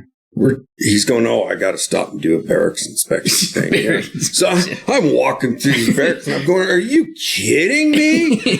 Yeah. 5-star hotel here. Yeah. Oh, my goodness. Nice. So we need to crack down, you know, the whole everybody leaving thing, that culture. We lost some institutional knowledge. Yeah, we did. Definitely 100% lost some knowledge. My wife retired because of the whole CAO debacle and the people getting promoted to the executive and confidential, that their job classification didn't justify this. Yeah. And my wife was shop steward for the general unit for a while. She was on the bargaining unit for a long time. And she put up with it for a few more years. She wasn't ready to retire yet, but she handled all the grants for the solid waste. Yeah. You know, making sure we filed our stuff on time, get this grant, do this, do that. And she had finally, she always took 2 weeks off over the holidays. And the way she figured it out, you know, she'd get 2 days off and it only cost her 6 days of vacation. But she looked at me the day before her vacation was supposed to end and she goes, I don't even want to go back. And I told her, I said, you know what? Did you pull your HERS calculations up and this and that? I said, let me look at it. Let's see if we can make it work. She goes, well, I hadn't done it. I said, well, log in. Let's figure it out. And she, she goes, well, this is what it would pay. I go, okay, great. That'll work. She goes, what? I go, type up your retirement letter and walk in the door tomorrow and turn it in. Retire. We can make this work. And so she did. But all of a sudden, there's nobody there that can handle it. They're hiring consultants, $250,000 a year. Oh, my wife was highly paid. She really was. She made a lot of money per hour. She'd been with the county for a long time. Yeah. She didn't cost the county no $250,000 a year. Yeah. And that happened in a lot of departments. And the board had kind of become a rubber stamp for the CAO's office. Oh, yeah. I remember those days. Yeah. It's like, well, whatever you want. Just, whatever you want. On board recommendation. Recommendation. The board's response to the grand jury report was, well, that was so-and-so. We've resolved this issue. Somebody else, yeah. But they've forgotten the fact that every one of those reclassifications and personnel moves came to the board for approval. Yeah, regardless. It's like, you approved it. You may not have looked at it. You may not have studied the impacts of it. But you said, oh, yeah, sure. This is on you. And so the pendulum always swings the other way. Did they have it swing too far back? Yeah, there's probably some good people that, decided they didn't want that review on their record. Yeah. And they decided to resign instead of, because if you notice the pattern, it was, well, the board's doing employee reviews and the next day this person is resigning. Oh, yeah. And there was a lot of people that my wife, when I said, oh, so-and-so resigned, she goes, oh, cool, good. Yeah. Oh, yeah. I feel the same way. I'm like, I'm good about a couple of them. A couple of them, like, no, that's not good. Right. There was people we need. Yeah.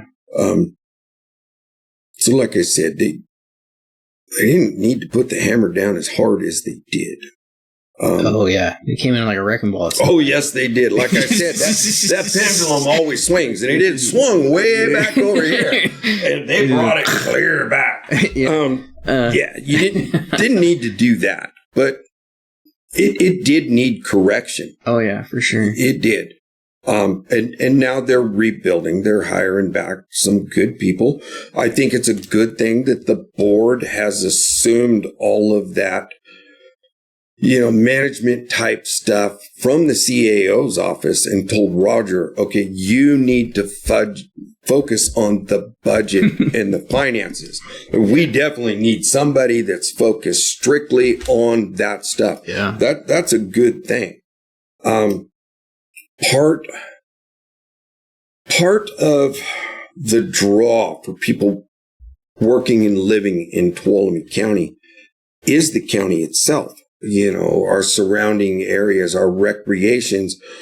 It's not the same as it was when my boys were younger, and growing up.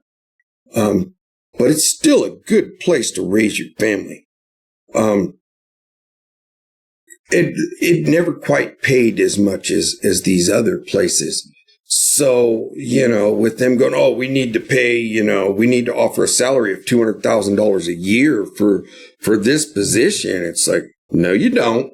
No, you don't. Yeah. And it's gone through phases where the top gets real heavy and then they thin the top out so we can afford more people down here that are actually doing the work. And they had went back to this, oh, we need all these high-priced people at the top. Yeah. It's like, no, you don't. You need more people on the ground. Yeah. The road crews, we've got operators making $25 an hour. And not doing enough operating. Yeah. And, I mean, these are guys with Class A's doing this, doing that. They're holding the flag pole. Yeah. We need to get back to that. We used to have operators that could take that road grader out, angle that blade down into the ditch, and have a couple of guys with shovels.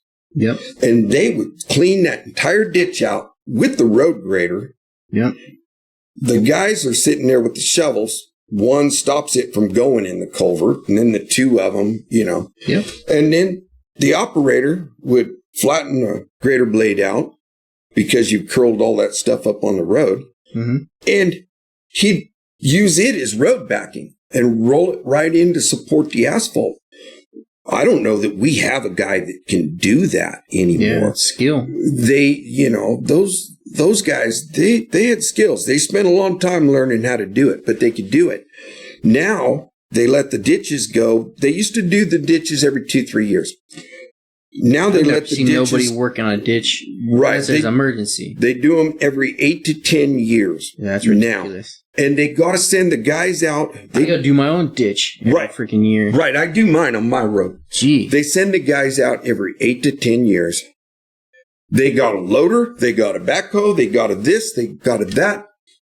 8 guys is what it takes because they filled in so bad. They're basically digging new ditches. Yep. And it takes them a week to get a mile of ditch done. It's no, we need to get the ditches dug back out. We need to find a couple of them old boys that can run them graders. Yeah. And we need to do them through there. Every season. Right. Not every season, but on a 2-year schedule. Well, depending on the how much the rain and stuff, because we didn't have much. I only had to go out to the ditch once this year. Right. But prior years, I'm going out there 2 or 3 times. Depends how much rain. If they keep the weed sprayed back and they keep the brush sprayed back, we're paying back $500,000 a year on that elevator, on that internal borrowing. We need to restructure that so that we're paying back $250,000 a year. Take $125,000, take the $250,000 a year, break it up, set up 2 3-man crews.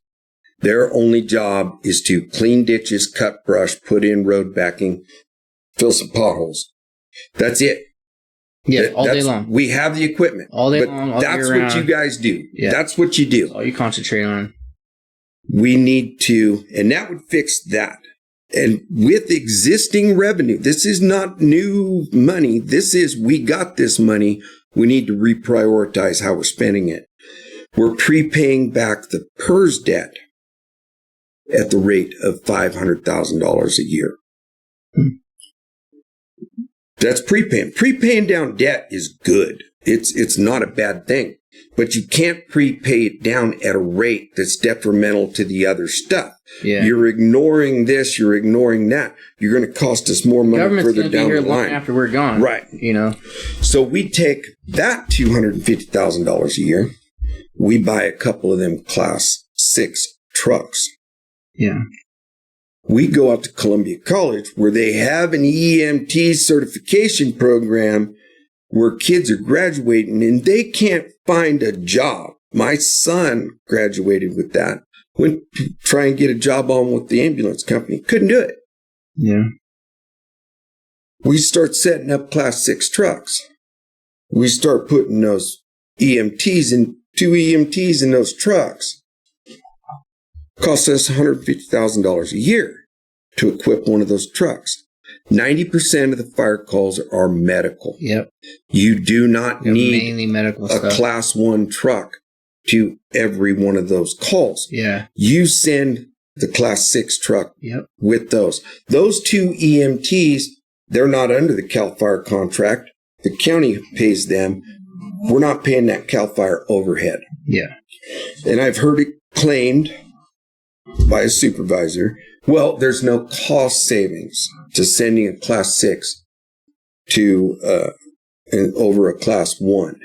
I mean, you're taking miles off this big old engine. I backed it up. This was on the KAAD 30-minute radio interview thing. We all did one. Yeah. And I backed it up. And it's available on their archives to listen to it. And I said, Dick, I couldn't have heard what I thought I heard. Yeah. And I listened to it again. The fuel mileage on a Class 1 vehicle, 3 to 8 miles a gallon. Yeah. I was going to say 6. That's average, Yeah. A Class 6 is 16 to 20. Yeah. Class 1 is a custom chassis. Yep. Every little part costs a lot of money. It's specialized. Exactly. See, we come from a maintenance background. Right. We're like... Right. A class 6, I can walk into O'Reilly's and say, hey, Jasper, I need some brakes. I need this. I need that. And she's popping it up on the counter. That's my favorite parts person, too. Right, Jasper. right. She's got it. Right. So the operating costs are way low. Yeah. When I need to replace one, it's $150,000. Yeah. It's $1 million to $1.5 million for the class 1. Yeah. It's crazy. I can get a class 6 from Ford right downtown. They'll have it ready in a month. I mean, you said it right off the bat, like 90% of these calls are medical. Right. Like, why are we this heavy? We need to be medical heavy. You need the class 1s for auto wrecks. Yeah. Stuff like that. Yeah. Propane leaks. This kind of stuff. Obviously. You need the jaws of life. You need that ability to put this out. There's times to send the big engine. Yeah. Everybody feels better when the big fire truck rolls up and all the firefighters start jumping out. I need blood stop. Like I got in the medical emergency. I don't have a fire emergency. The class 6 can get there quicker. It can get into more places. Yeah. Exactly. We can keep the existing 4 stations staffed just like they are. And we can add 10 class 6 vehicles for the same amount as 1 class 1. Yeah. And we can put one at Mona Vista. It's a 2-bay station. Yeah. Only need 1 bay. Remodel that other bay into living quarters. Yeah. We can add a class 6 to every one of those other stations. We can put class 6 vehicles in anybody's neighborhood. Yeah. We've got tax foreclosed properties with garages. Here's your first aid station. Yeah. We own those properties. I mean, this is a no-brainer. Yeah, it seems like and we can do it within the existing funding. Yeah. We don't need to raise taxes. We don't need to raise fees. Yeah. The money's there. We just need to focus on prioritizing how we're spending it and thinking long term.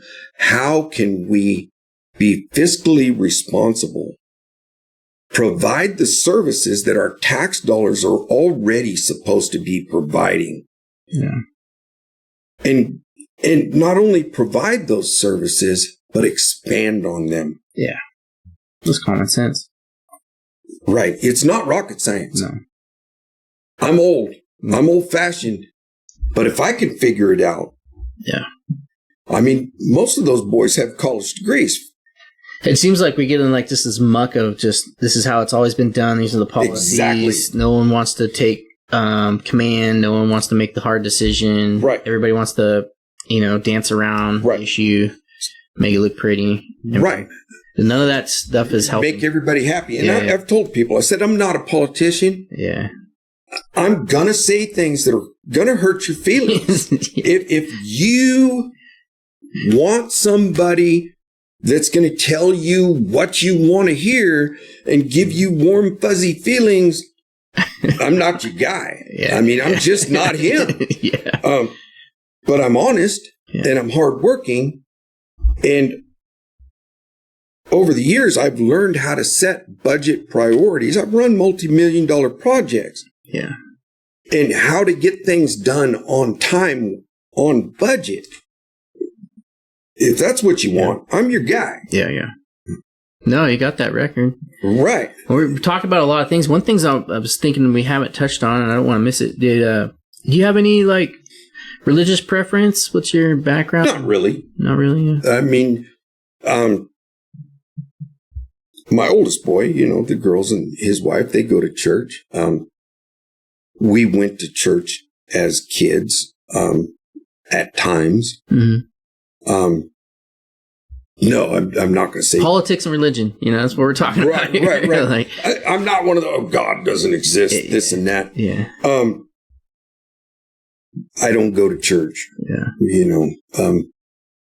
What do you do as far as I mean, you do. Yeah, I heard you do a lot. You volunteered at the rink a lot. Is there any other kind of volunteer, public kind of service things you're interested in doing? You've been doing? Honestly, no.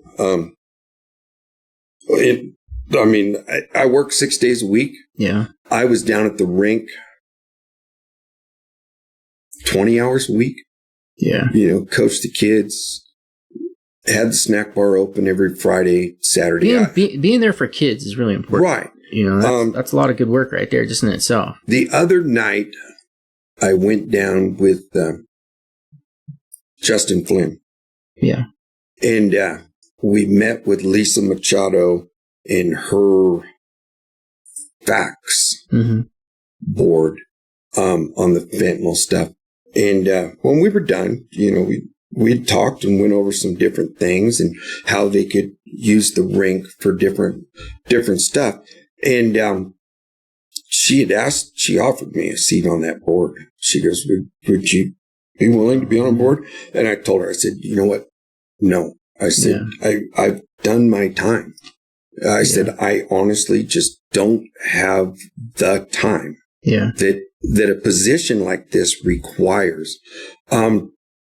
When different organizations have needed things, I pitched in, I've helped, and I've done this real short, few days, weeks tops, and I'll always make time for that. I'm a firm believer in.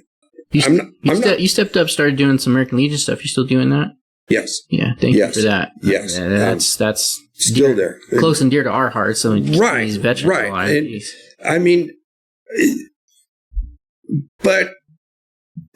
And I've always been one. Like I rearranged my shop hours around the rink schedules. I'd be there close my shop early on a Saturday to be there for stuff. Legion, same way. I close early on the third Tuesday of the month to be at that meeting because, once we had heard, well, if we can't get people there, the post is going to close. It's like, no, we can't have the post closed. Yeah. Do I have time? No, but I make time. I make time. But other than that, I'm always willing to give somebody or an organization a hand up and a help. Well, what's it look like if you win? What's going to happen in your shop? How's that going to happen? That is the cool thing about the shop. Yeah. And my customers. Yeah. If I win, the meetings are on Tuesdays, and I've already said that, I'm going to have set hours in the county office. I'm going to be there. Yeah. And so, like, my shop will just be closed on Tuesdays. Yeah. From the time I take office, the shop's just closed on Tuesdays. That's the way it is. My customers I'm fortunate. They have always been very understanding. It's like Steve doesn't have employees. Steve has something he has to do. Steve's just closed. So the shop takes a back seat to the supervisor responsibilities. It's just not a big deal. Yeah, there's a lot of committee meetings. They usually happen in the evenings, the afternoons. I close early. Meetings. It's just crazy. Early. You can be bombarded with meetings and people want to sit and talk with you. They have something they want to talk about. Right. Yeah, it's a lot. Right. But the shop hours have always been flexible around that type of stuff. Yeah. It is what it is. Yeah. My construction business was the same way. Kids would have my boys played at the rink. We had tournament teams that we ran out of the rink. My boys and some of the other boys wanted to have a tournament team. So I started a tournament team. I'd tell the homeowner, it's like, I won't be here tomorrow. Yeah. Kids have hockey in Reading. We're going to Reading. It's just.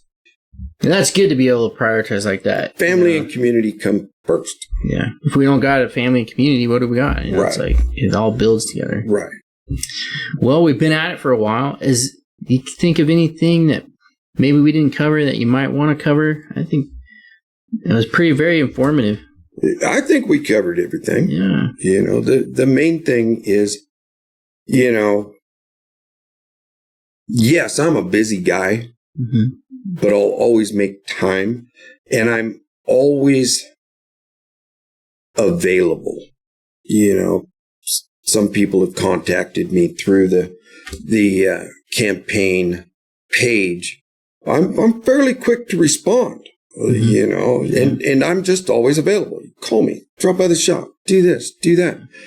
You know, I'll be the fullest time, part-time supervisor anybody's ever seen. Yeah. And that's part of being a contractor. You know, you just learn to respond to people real quick. Yeah. This is customer service. Right. It's being friendly. So, I mean, that's it. You know? And like I said, I'm not a politician. If you want somebody that's going to, you know, tell you what you want to hear, give you warm fuzzies, well, yeah. But we need a mix of all. We do. We do need a mix. We do. And I think for a rural community that we are, I think we have a fairly pretty good mix of everything. We do. So, I mean, I like them all. I mean, I like them all. There's things we just disagree on time to time. Right. I personally, I supported Jaron's first run. I did. You know, the kid was coming with fresh ideas, you know. He's a go-getter in his own way, for sure. Carl, well, you know, unfortunately had to... that was rough. Bite the bullet on... that juvenile hall happened under your watch. Yeah, well, not even juvenile hall. There was the economics development. Right. There was contract was just horrid. Right. All of that stuff kind of snowballed, and it's like, we need to shuffle that deck. Yeah. I mean, good change is not always bad, and sometimes it's hard, and you just gotta have to refresh things. Jaron's made some votes that I agreed with. Jaron's made a lot of votes I disagree with, but that's, you know. But you know what? Out of all of them, if I make a phone call, text, or email, he's the first one. Absolutely. If he's not the first one, he's the second. You know, right? And he's very quick to respond. That kid's a very good politician. There's a reason he went to school to get a degree in political science. Yeah, he's applying at every step of the way. Yeah, and I mean, he was one of the rink rats. Wow. He was at all the skate sessions. Nice. Yeah. So you've known him for a long time. Oh yeah. Yeah. Oh yeah. There's not too many people in Tuolumne County I haven't known a long time. Yeah. In 40 years, you're bound to meet a few. I think that's your biggest tool in the box is that you've been around for a long time. You have a lot of name recognition, and that's really important. Like, even this cycle with all the candidates, like, I've never met them before. I've never heard about them before. Right. You always get those one or two during an election cycle. Like, where did you come from? Right. And it's helped. There's been a lot of people that when I first announced that I was running, you know, that were telling me, "Oh, thank you, Steve. You got my support." Yeah. You know. Yeah, you're on it quick and on it a lot sooner than everybody else. Right. So hopefully, last time I was going to run. And Dave Titchell jumped in. Oh, yeah. Mm-hmm. And he was already in. And I was thinking about it, and I went, no, I don't want to split the vote up. Yeah. So I didn't. And we ended up with another 4 years of the incumbent. Yeah. So this cycle, it was like, no, I'm jumping in. Yeah. And so, you're well in there ahead of time, and all of a sudden everybody just like, piled in. It was like, really? Yeah. Piled in. Yeah. It was like, do you guys understand there was a chance we could have knocked him out of there in June with 50% plus one vote. And now it's gonna go to November. Yeah. I don't think anybody. It's gonna be like the top two or the top three? Top two. Top two. It's going to be something. And the ballots are already hitting the mail right now. Yep. I got mine the other day. And the sign war. I hate the sign war. Oh. You haven't really been too hard on the sign war. No. Part of that, I hate wasted money. Yeah, me too. So big money. I got some 2x4 signs and I got some, 2x2s. Yeah. And we put them out in key locations.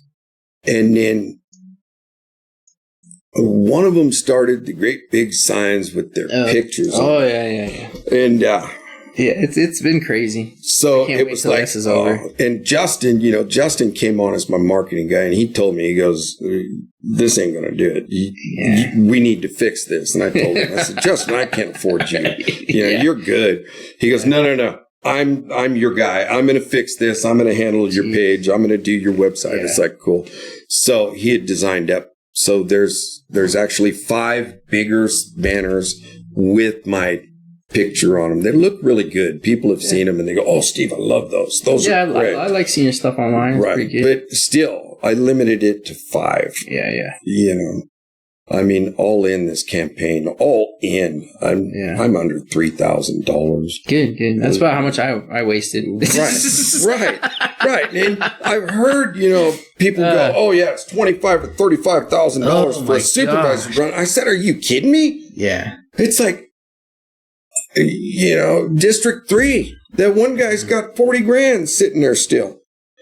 Oh yeah. Was fundraising for a year ahead of time. It's like, are you kidding me? Yeah.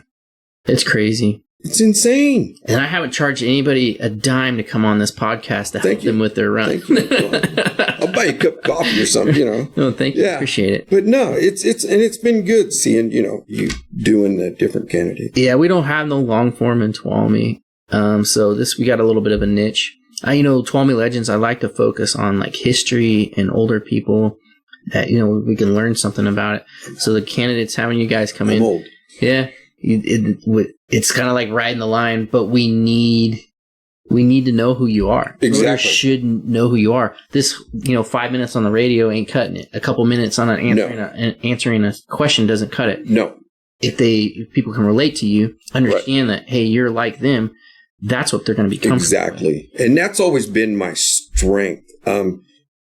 People will go, "Well, people don't know me, some know me." And they go, "Yeah, but once they get to talk to you and they can hear what you're thinking and you're doing." And like the League of Women Voters Forum, you got 2 minutes, give your answer to this question. Everybody's getting the same thing, and to be honest, when, I'm thinking debates, I'm thinking this back and forth, Yeah. And that just hasn't been it. Everybody's... Well, especially when it's so crowded like that. Right. Anaya and Tim have been able to have a little bit more back and forth, especially at Tuolumne when we have them down at Tuolumne. Right. But yeah. There was one of those. You had 30 seconds to do your intro, 1 minute to answer questions. The KAAD radios was good. Yeah. It was just like this. They were limited to 30 minutes, but still it was good. You're talking to just like this. I mean, that's good. That gets you more familiar with the people that are running and their thoughts and backgrounds and, things they'd like to change. I don't want to end it on a downer, but, what things that stick out in your life that was that you overcame, that was like tough and hard?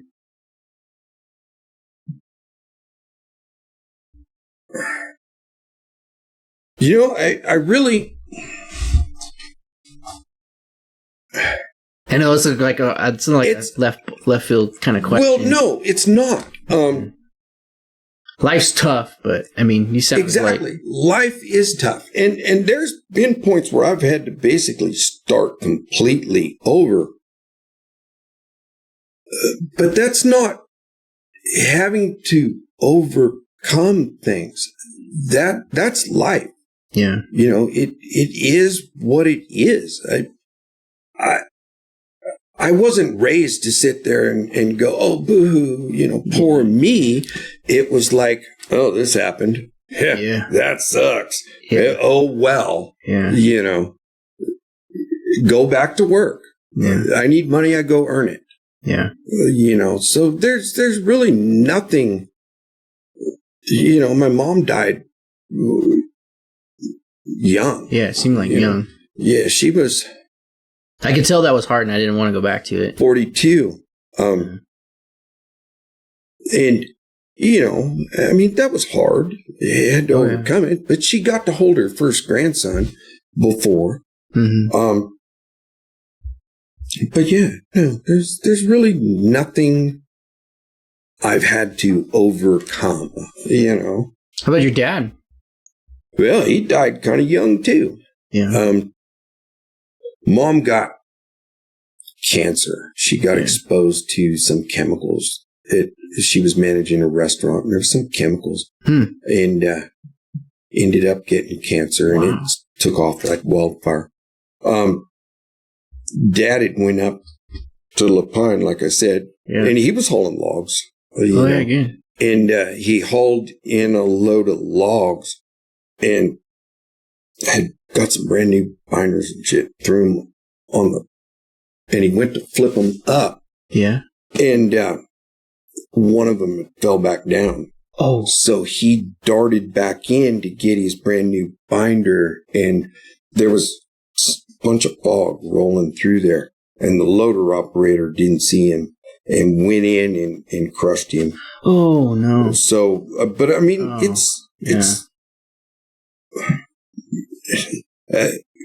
I was loaded up and heading for Oregon. It's like, you killed my dad. Yeah. But, now, my grandfather. What we do is hazardous. Time. Yeah. I mean, logging woods. I mean, construction. It is what it is. Yeah. I mean, my uncle passed away from Widowmaker, fallen timber in Long Barn, and right. But then my grandfather, he ran logging truck from the time he was 16 to the day he retired. Right. And then my dad rolled a couple logging trucks, and right. Geez, it's just we work hard, we roll hard, and when it's your time, it's your time. Yeah. It's just, it is what it is. Yeah. Well, it was a very good interview. Thank you very much. Thank you for having me. Yeah. Well, this was Tuolumne Legends with Steve Green, running for District 2. Your ballot should be hitting the mailbox now, and vote by June 2nd. And until next episode. If you're mailing it in, mail it in a couple days ahead of time. Mail it in now, right? Right. Because that postmark might not get done. All right. Well, have a good day. Thanks, everybody.